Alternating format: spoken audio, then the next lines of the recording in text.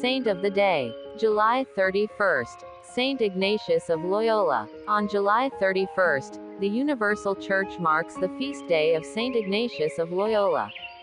The Spanish saint is known for founding the Society of Jesus, also known as the Jesuits, as well as for creating the spiritual exercises, often used today for retreats and individual discernment.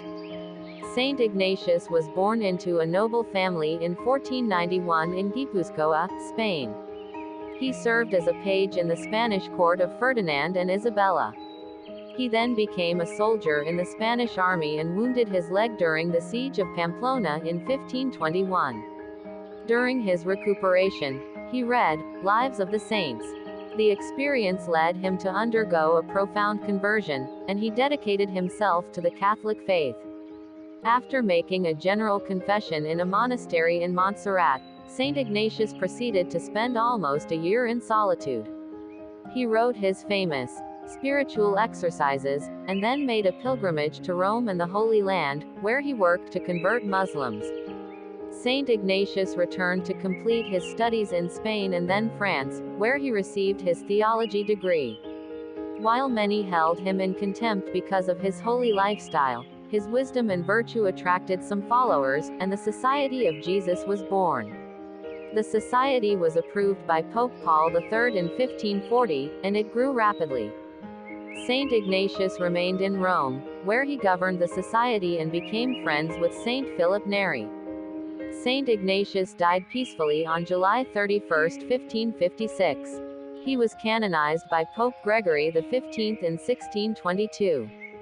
The Jesuits remain numerous today, particularly in several hundred universities and colleges worldwide. On April 22, 2006, Pope Benedict XVI presided over a Eucharistic concelebration for the Society of Jesus. He addressed the fathers and brothers of the society present at the Vatican Basilica, calling to mind the dedication and fidelity of their founder. Saint Ignatius of Loyola was first and foremost a man of God who in his life put God, his greatest glory and his greatest service, first, the Pope said.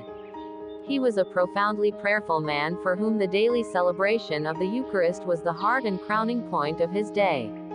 Precisely because he was a man of God, Saint Ignatius was a faithful servant of the Church. Benedict continued, recalling the saint's special vow of obedience to the Pope, which he himself describes as our first and principal foundation. Highlighting the need for an intense spiritual and cultural training, Pope Benedict called upon the Society of Jesus to follow in the footsteps of Saint Ignatius and continue his work of service to the Church and obedience to the Pope, so that its members may faithfully meet the urgent needs of the Church today. Saint Ignatius of Loyola, pray for us. Carla Channel.